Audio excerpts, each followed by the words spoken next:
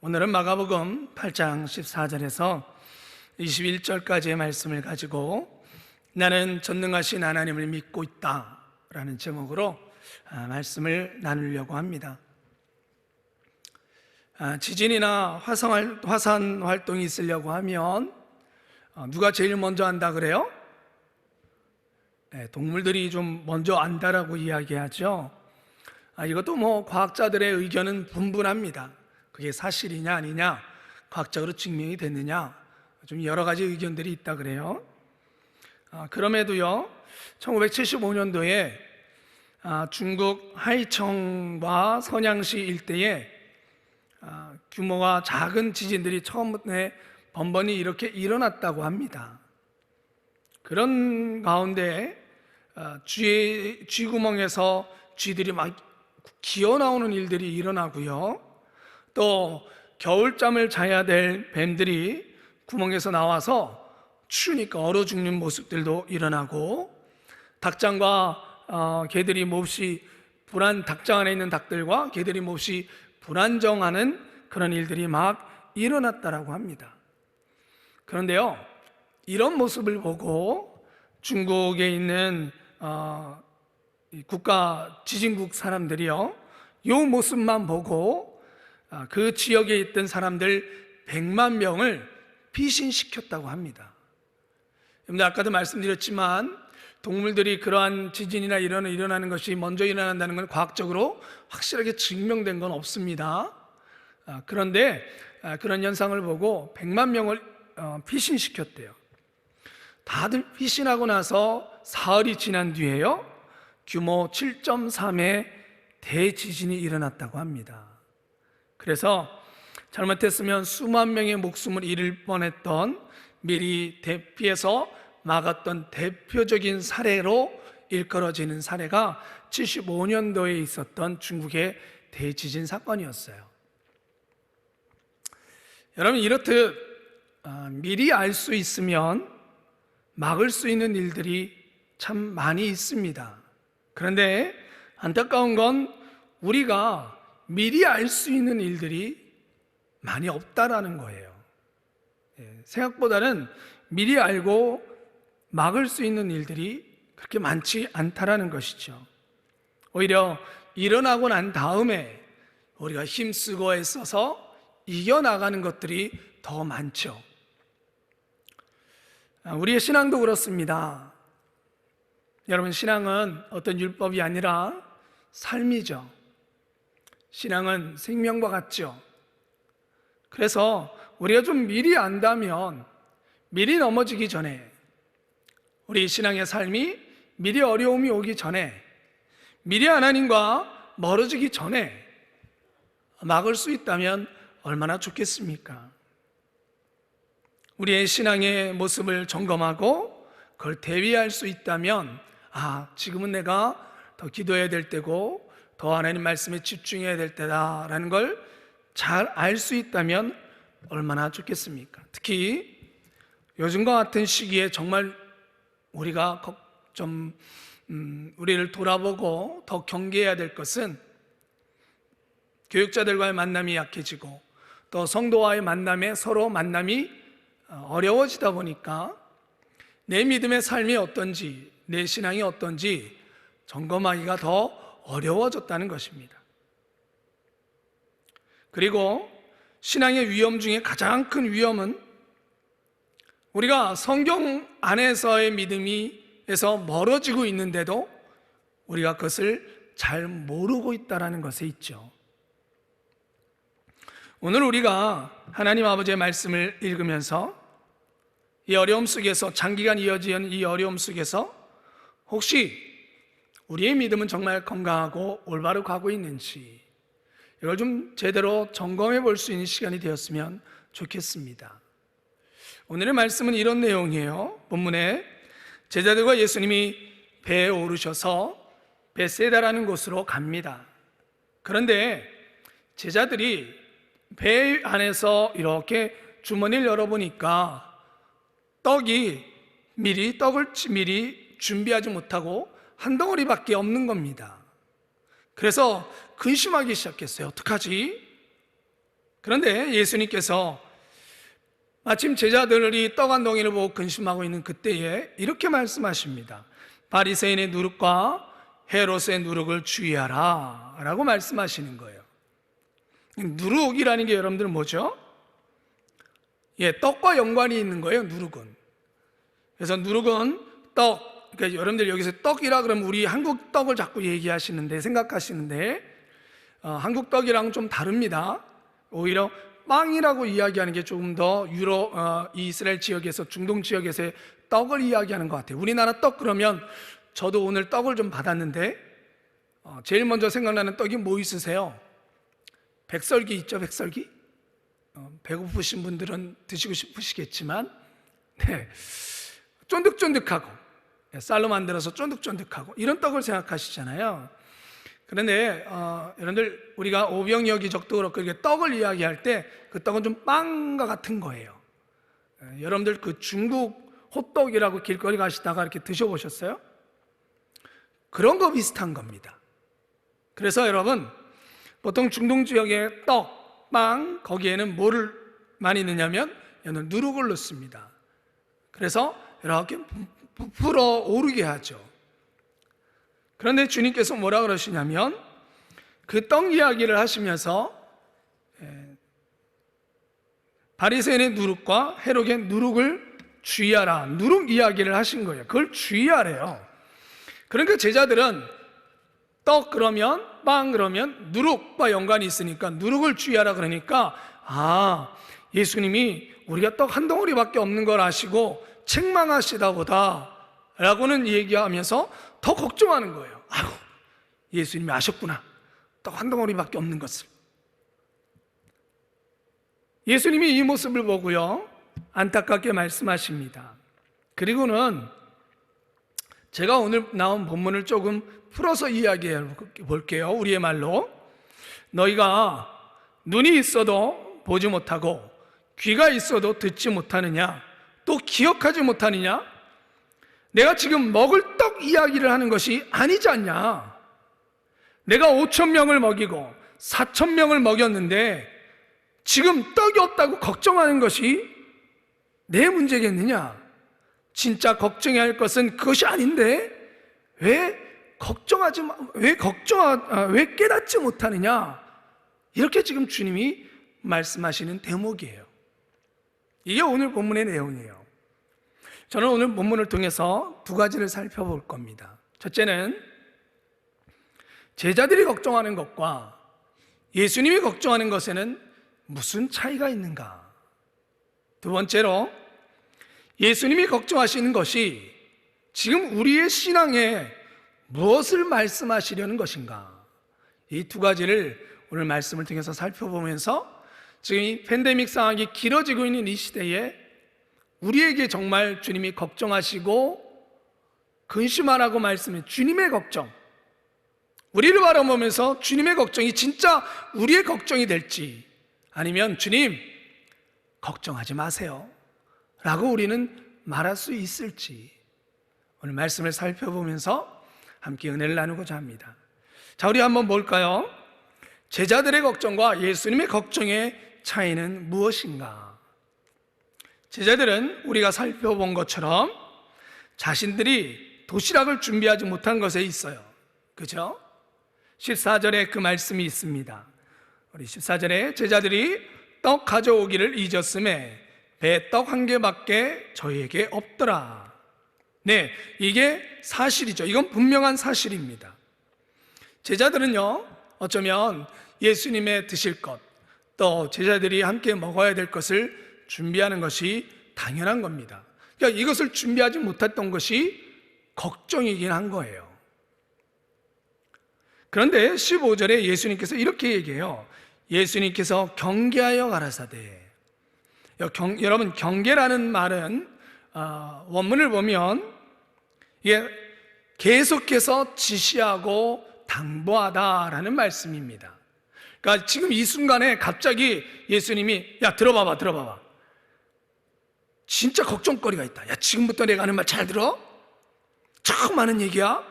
이게 아니라 계속해서 제자들에게 경계하고 당부해 왔다라는 거예요. 그러니까 이 말은 계속해서 가르치셨다라는 거예요. 제자들한테.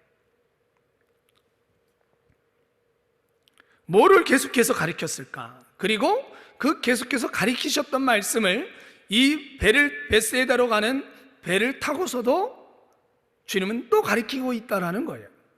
뭐예요? 바리새인의 누룩과 헤롯의 누룩을 주의하라. 할렐루야. 여러분, 이 말씀은 계속해서 말씀하셨다는 것은 2000년이 지난 지금 이 시간에도 주님은 계속해서 우리에게 경계하신다라는 겁니다. 여러분들 믿으시기를 바랍니다. 성경은요, 참 재미있는 것이 성경에 제일 많이 나오는 시제가요, 과거 시제, 현재 시제, 미래 시제가 있는데 제일 많이 등장하는 시제는 현재 시제입니다. 미래 시제도 아니고, 미래 시제라면 앞으로 내가 너희들한테 이렇게 해주겠다라는 미래 시제가 아니라 현재 시제가 제일 많이 나오고요, 그 다음에 이어지는 것이 과거에서부터 시작해서 지금까지 이어지는 것, 이 시제가 참 많이 나옵니다. 왜? 하나님의 말씀은 언제나 오늘의 영원토록 동일하신 것처럼 하나님의 말씀은 언제나 현재이기 때문이에요. 여러분 믿으십니까? 또 하나님의 말씀은 과거에서부터 시작해서 지금까지, 그것이 신약을 넘어서 지금 오늘을 살고 있는 우리에게까지 이어지기를 원하시기 때문입니다. 즉 예수님께서 제자들에게 계속해서 가르치셨다라는 것은, 배 위에서도 가르치셨다라는 것은, 배가 고픔을 걱정하고 있는 제자들에게 가르치셨다라는 것은, 오늘 팬데믹 상황에서 어려움 속에 처해 있고 또 힘듦 속에 있는 지금 2000년이 아니 앞으로 3000년이 지나도 이 말씀은 우리에게 경계하여 가르치시는 말씀이라는 거예요. 과거나 지금이나 우리 예수님의 제자들 된 우리에게, 불신자를 향한 말씀이 아닙니다. 제자된 우리에게 하시는 말씀이라는 거예요. 무엇을 주의하라? 바리새인들의 누룩과 헤롯의 누룩을 주의하라. 이 말씀이 나를 향한 경계의 말씀으로 주어진 분이 계시다면 아멘으로 받으시길 바랍니다. 아멘. 그럼 여러분, 이 누룩이라는 게 뭐예요? 누룩은 여러분들 아까도 얘기했던 것처럼 크게 만드는 겁니다. 부풀리는 거예요. 여러분, 빵에게 있어서는 좋은 겁니다. 빵에게 있어서는 그 빵을 바삭바삭하게도 만들 수 있고요, 쫄깃쫄깃하게도 만들 수 있는 효모입니다. 그런데 주님은 이 누룩을 나쁜 의미로 얘기합니다. 그 이유는 겉은 부풀어져 있으나, 부흥하고 이렇게 커져 있으나 그 안은 텅텅 비어있기 때문입니다. 여러분, 바리새인의 누룩과 헤롯의 누룩이라 그랬어요. 그러면 바리새인의 누룩은 뭡니까? 바리새인의 겉에 부풀어 있고 안에는 아무 알맹이도 없는 것은 무엇입니까? 바리새인은 여러분들이 아는 것처럼, 바리새인이라는 그런 지파는요, 율법을 열심히 지켜나가자, 이 포로기를 지나면서 이스라엘 백성들이 우리가 왜 멸망했느냐, 하나님께서 다윗의 언약을 주셨고 다윗의 왕국은 영원할 것이라고 약속해 주셨는데 왜 다윗의 왕국이 멸망했느냐, 이것에 대해서 의문점을 가졌어요. 포로로 끌려간 이스라엘 백성들에게 은혜가 있던 것은 그것을 돌이켜 볼 수 있었다는 겁니다. 그러면서 포로기를 지나면서 이스라엘 사람들이 회당이라는 것을 모아서, 그리고는 거기서 두루마리로 쓰여진 하나님의 말씀을 읽기 시작했습니다. 회당 문화가 만들어졌고요, 거기서 얻어진 결론이 뭐였냐면 우리가 하나님의 말씀을 지키지 않았기 때문이다. 우리가 하나님의 율법을 지키지 않았기 때문이다. 그래서 포로기에 돌아오면서 그 율법에 열심히 지켜나가자라고 하면서 정말 그 율법을 지키기에 온통 모든 걸 다 쏟는 사람들이 모여들어서 그 율법 지키기 열심히 있는 사람들이 하나의 파를 이루게 됐습니다. 그 사람들이 바리새파입니다. 그런데 문제는 이 파가 만들어지고요, 그 사람들이 영향력을 끼치게 되어지고 많은 사람들이 이래 사람들이 행하는 것을 부러워하고 존경하고, 그러면서 뭔가 힘이 생겨지게 되면, 영향력이 생겨지게 되면 이게 정치적인 색깔을 띠는 게 문제입니다. 그러면서 바리새파 사람들이요, 하나님의 율법의 중심을 알려고 하고 율법을 지켜나가면서 그 중심을 하나님께 두는 것이 아니라 율법을 지킴을 자신의 영광으로 받아 정치적인 힘을 얻고 그 정치적인 색깔을 나타내는 것에 하나님의 율법을 쓰기 시작했다는 겁니다. 거기에 있습니다. 하나님의 영광을 얻어야 될 그들이 하나님의 영광이 아니라 하나님의 율법을 도구로 자신들의 영광을 얻기 시작한 겁니다. 율법의 중심이 무엇인지, 그 율법은 결국 무엇입니까? 율법을 행하면서 우리 인간의 힘으로는 율법을 다 지킬 수 없구나, 이게 결론입니다. 여러분, 율법의 결론은. 그러면서도 하나님 앞에 그래서 무릎을 꿇고 하나님의 말씀 앞에 권위를, 하나님의 주권을 인정하고 저희는 율법을 온전히 지킬 수 없습니다. 그러니 하나님 은혜를 베풀어 주시옵소서. 그러니 하나님 주님의 말씀에 따라 순종하겠습니다. 더 고꾸라지고 더 주님 앞에 무릎 꿇고 더 순종을 고백하는, 그러함으로 하나님이 주시는 거룩을 입으려는 그 기도를 하게 되어지는 것, 그 삶을 살아가려고 하는 것, 하나님만이 내게 거룩을 줄 수 있는 분입니다라고 고백하는 것, 그게 율법을 온전히 지키는 자의 모습입니다. 근데 바리새파는 그러지 않았다는 거예요. 그들은 나는 내가 율법을 지킴으로 내가 거룩해질 수 있어가 된 거예요. 율법은 오직 하나님으로부터, 거룩은 오직 하나님으로부터 오는 것인데 내가 율법을 지켜서 내가 거룩해질 수 있어, 나는 거룩한 자야, 스스로가 스스로를 거룩한 자로 여기기 시작했다는 거예요. 그것이 정치적인 힘이 되어졌고요. 하나님은 사라지고 자신들만이 남게 된 거예요. 자신들이 영광을 받고 자신들이 거룩한 자가 되어지고 말한 거예요. 주님은 말씀하십니다. 너희는 바리새인의 누룩을 조심하라.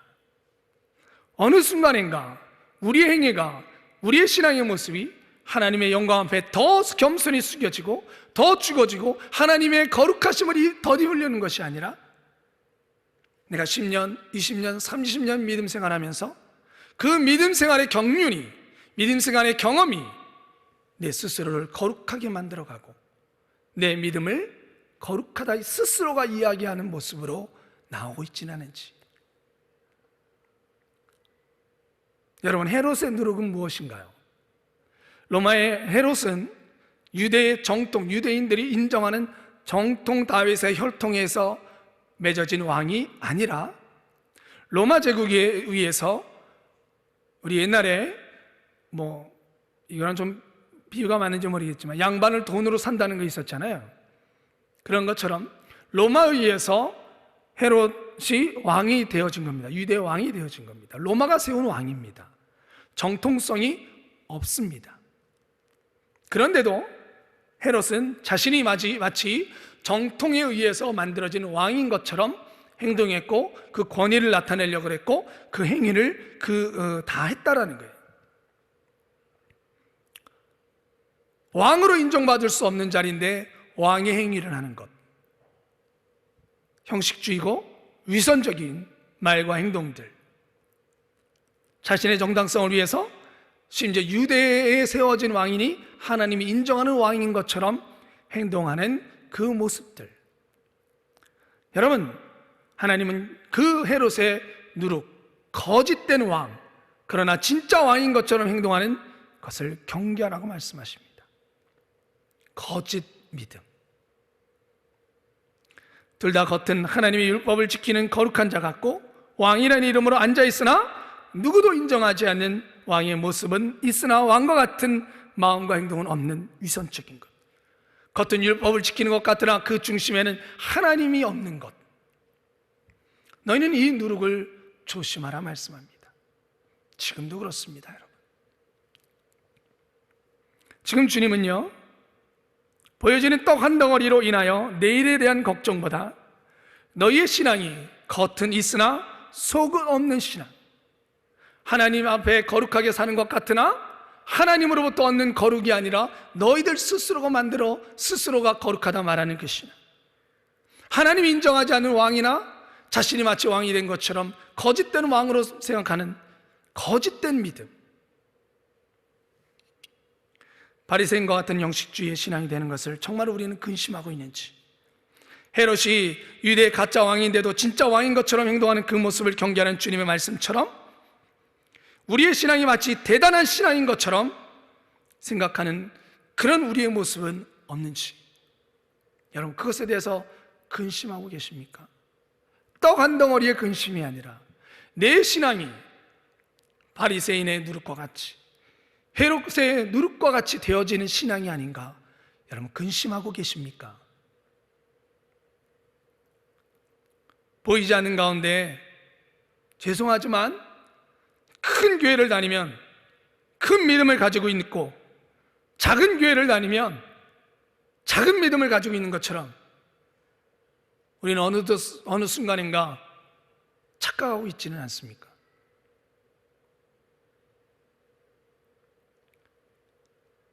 큰 교회를 다니는 게 잘못됐다고 말씀드리는 게 아닙니다. 큰 규모의 교회를 다니면 어느 앞에서도 자신 있게 그 교회 이름을 말하고, 그러나 작은 동네의 교회에서 열심히 믿음 생활하고 봉사하고 섬기며 있는데도 어느 교회 다니세요? 그러면 그냥 저도 이 동네에 좀 조그마한 교회 다녀요. 여러분 어느 순간인가 우리의 믿음이 누룩것처럼 겉에만 부풀려 있지는 않습니까? 20년, 30년 교회 다녔다고, 신앙의 경력이 오래됐다고, 신앙이 오래됐다고 무시하는 거 아닙니다, 절대로. 그러나 혹시 우리가 이 위험에 빠질까 봐,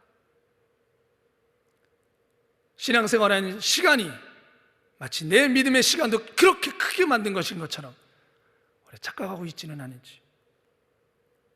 목회자인 저도 마찬가지입니다. 내가 목사 안수 받은 지 몇 년인데 그것 속에서 내 스스로가 하나님 앞에 올바른 목회자인지 착각하고 있지는 않은지 제 스스로도 질문을 던집니다.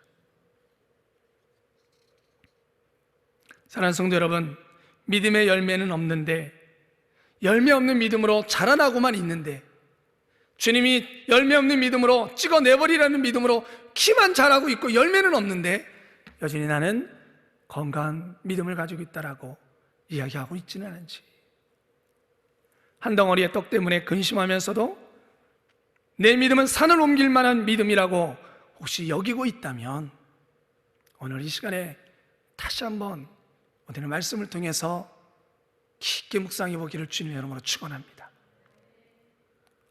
여기서 우리 조금 더 주님의 마음으로 들어가 볼까요? 오늘의 말씀은 여기에서 끝나지 않습니다. 네 제자들의 걱정과 예수님의 걱정이 달랐죠. 그죠? 네 제자들은 떡 한 덩어리를 걱정했어요. 오늘 무엇을 먹을까? 먹을 게 없네를 걱정했어요. 그러나 예수님은 계속해서 가르치시는 것, 지금까지 계속해왔던 것, 너희들 누룩 없는 신앙, 바리새인의 누룩과 헤롯의 누룩을 주의하라를 계속 말씀했어요. 그리고 그걸 경계했어요. 그런데 더 문제는요, 이렇게 경계하고 말씀하셨는데 제자들이 빵 얘기하나 봐, 지금 누룩 얘기하시는 거 보니까 빵 얘기하나 봐, 아유 오늘 내가 잘못했다고 또 책망하시네. 무슨 말씀입니까? 지금 이 떡 한 덩어리 때문에 정작 예수님이 말씀하시고 가리키려 하시는 것조차도 들리지 않는다라는 거예요. 이게 더 큰 문제인 거예요. 여러분 우리 17절 18절 읽어볼까요? 17절 18절 제가 다시 읽어보겠습니다. 예수께서 아시고 이르시거늘, 뭘 아신 거예요?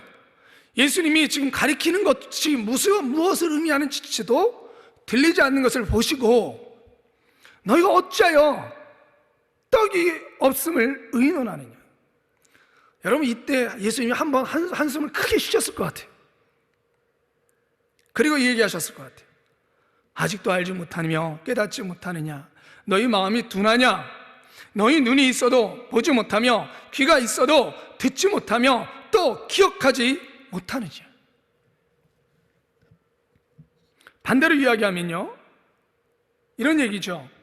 눈이 있어도 보지 못했고 귀가 있어도 듣지 못했고 또 기억지 못했던 그 일들이 있다라는 거죠. 그죠? 분명히 너희들이 봤고 들었고 사건이 있었는데 지금 왜 그것을 보지 못한 것처럼, 듣지 못했던 것처럼, 보지도 못했던 것처럼, 기억하지도 못하는 것처럼 행동하고 있냐라는 겁니다. 그러면 예수님께서 보여주셨고 듣게 하셨고 기억나기를 원하시는 것이 무엇일까요? 그게 뭘까요? 그게 우리 여러분들이 읽은 본문 앞에 등장합니다. 7장 31절부터 오늘 우리가 읽은 본문까지가 주님이 보여주셨고 귀로 듣게 하셨고 또 기억하게 하실 일들이 그 앞에 나옵니다. 여러분 7장 31절에 뭐가 있습니까?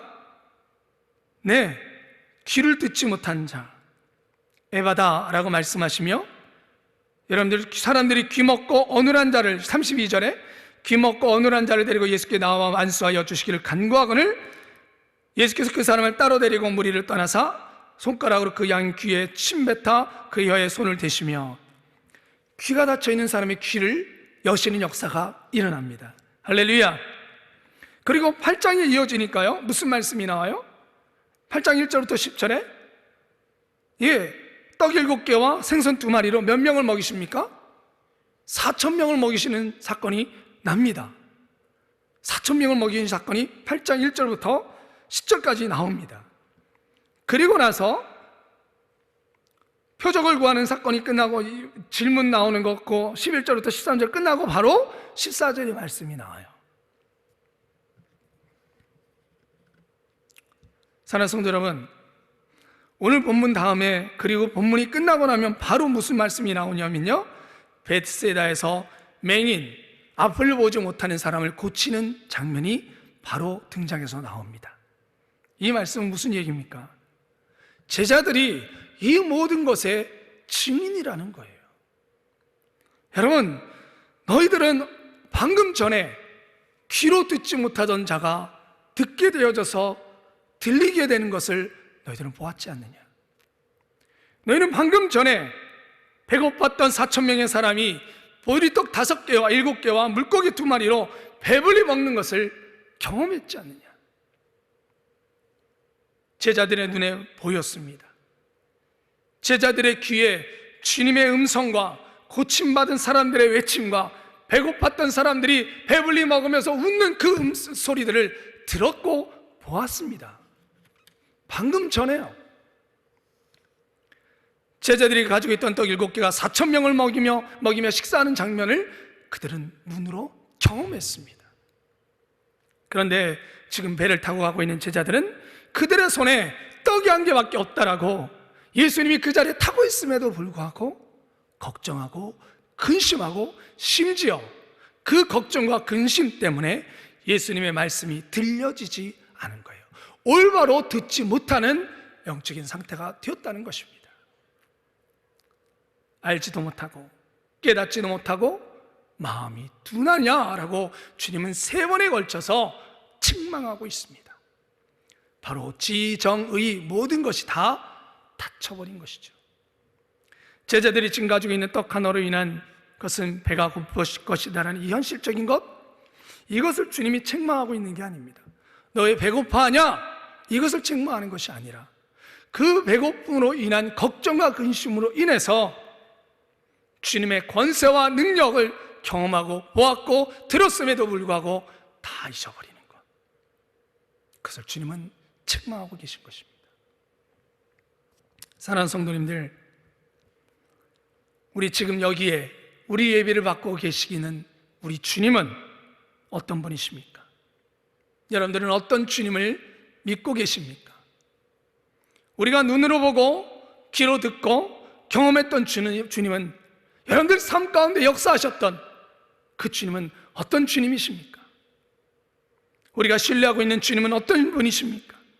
우리 환경이 팬데믹 상황 속에서 경제적인 큰 어려움이 있고 장기간 흘러가면서 지치고 혼자 되는 것이 익숙해지고 집에서 편하게 예배 드려지게 되어지고, 이런 환경 속에서 내가 기억하고 믿고 있는 주님은 점점 우리의 주님은 어떤 분으로 우리가 여기고 있습니까? 믿는다고 하면서도 아무것도 기대하지 않고 의지하지 않는다면 그것이 진짜 믿음일까요? 팬데믹에 인터넷으로 예배드리면서 편하게 예배드리면서 드려지는 진짜 무서움은 우리의 기도 속에 점점 소망이 사라진다는 것입니다. 우리의 기도 속에 우리가 경험하고 우리가 보았고 우리가 들었던 주님의 놀라운 능력과 역사가 사라져간다는 것입니다. 기대하지 않는다면 믿지 않는 겁니다. 아이가 무거운 것을 들려고 하는데 잘 들려지지가 않아요. 엄마가 와서 얘기합니다. 엄마가 들어줄까? 엄마가 힘이 더 세잖아. 그때 아이가 이렇게 한번 탁 쳐다보면서 엄마 알아. 엄마 알아. 엄마가 힘이 센 거. 그리고는 고개를 내리고 다시 자기가 들려 그럽니다. 엄마가 또 말합니다. 엄마가 들어줄게. 어제 그것보다 엄마가 더 큰 거 드는 거 너 봤었잖아. 알아. 나도 봤어. 그러고는 자기가 또 열심히 듭니다. 아니, 엄마가 들어준다니까? 아이가 고개를 돌리지도 않고 이렇게 얘기합니다. 에이, 못 들겠다. 이건 못 드는 거야. 포기할래? 그러고는 씩 가버립니다. 여러분들이 엄마라면 어떤 생각이 드시겠어요?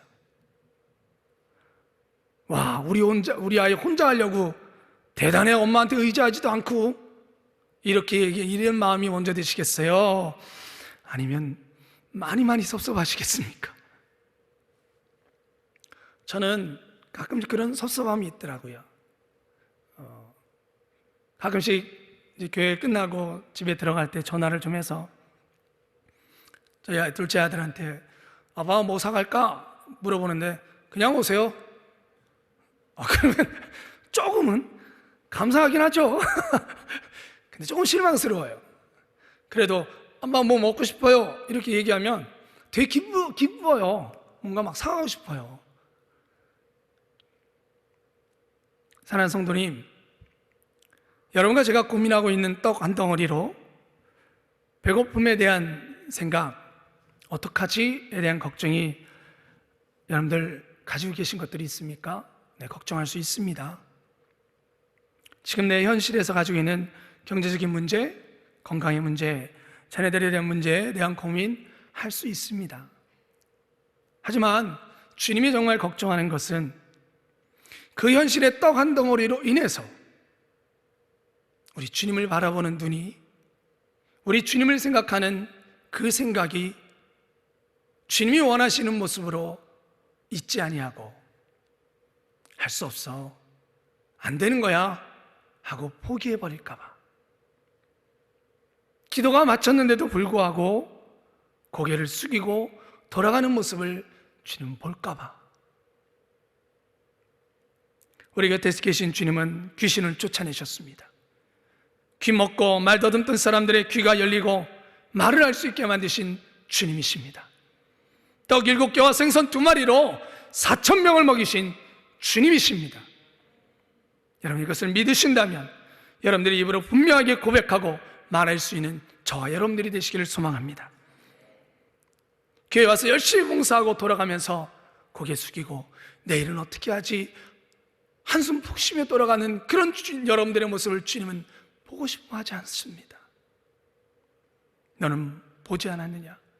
너네는 듣지 않았느냐?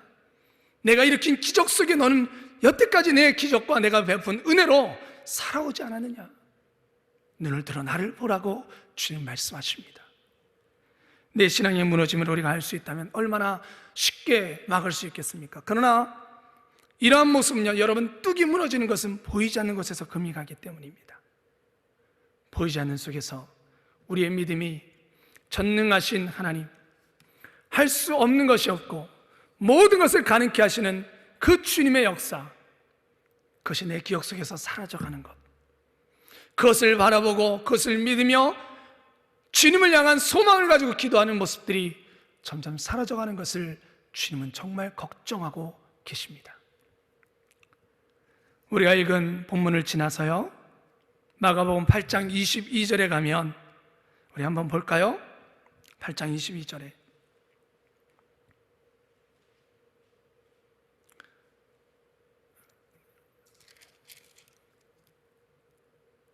소경 하나를 주님께서 고치시고요, 그리고 이렇게 물어보십니다. 예수께서 맹인의 손을 붙잡으시고 마을 밖으로 데리고 나가사 눈에 침을 뱉으시며 그에게 안수하시고 무엇이 보이느냐라고 물으니, 이에 그 눈에 다시 안수하심에 그가 주목하여 보더니 나아서 모든 것이 밝히 보이는지라. 27절부터 제자들에게 물어보십니다. 그리고 27절에 제자들에게 물어보십니다. 이르시되 사람들이 나를 누구라 하느냐. 사랑하는 성도 여러분, 배에서 떡 한 덩이를 가지고 고민하고 근심하던 그들이 볼 수 없었기에 주님은 마가복음을 기록하게 하시면서 이 말씀을 읽는 우리는 전능하신 주님, 그 주님을 보기를 원하시고, 어떤 상황 속에서도 어떤 환경 속에서도 주님은 전능하십니다를 말할 수 있기를 원하십니다. 이 말씀을 읽은 우리가 동일한 문제로 고민하고 주님이 무엇 때문에 고민하느냐라고 물어보실 때에 주님의 말씀까지도 들리지 않는 그런 어려움 속에 빠지지 않기를, 주님의 이 말씀을 읽은 우리가 주님, 나는 전능하신 주님을 믿습니다라고 어떤 환경 속에서도 분명히 고백하는 여러분들이 되기를 원하십니다. 떡 한 덩이에서 눈을 떼십시오. 그리고 눈을 들어 예수님을 바라보십시오. 그리고 우리에게 역사하셨던 주님을 다시 바라볼 수 있는 여러분들이 되기를 원합니다. 그리고 여러분들 할 수 없다 말하고 실망하고 낙망하는 그 환경 속에서 팬데믹이 아무리 길어진다 하더라도 여러분들 기도 속에 그 기도 끝자락에 나는 전능하신 하나님을 믿습니다라고 분명히 고백하는 저와 여러분들이 되시기를 주님의 이름으로 축원합니다. 기도하겠습니다. 우리 시간에 말씀을 놓고 같이 기도하겠습니다. 여러분들 떡 한 덩어리에서 눈을 떼십시오. 그리고 오늘 말씀을 읽었던 것처럼 전능하신 주님을 나는 믿습니다라고 분명하게 고백하며 이 모든 것들을 이길 수 있음을, 4,000명을 먹이신 주님, 또 귀머리와 안전뱅이를 일으키신 주님, 죽은 자를 살리시는 주님, 그분이 나의 주인이시라고 분명히 고백할 수 있게 해달라고 우리 주님의 이름 세 번 부르며 기도하겠습니다. 주여, 주여, 주여.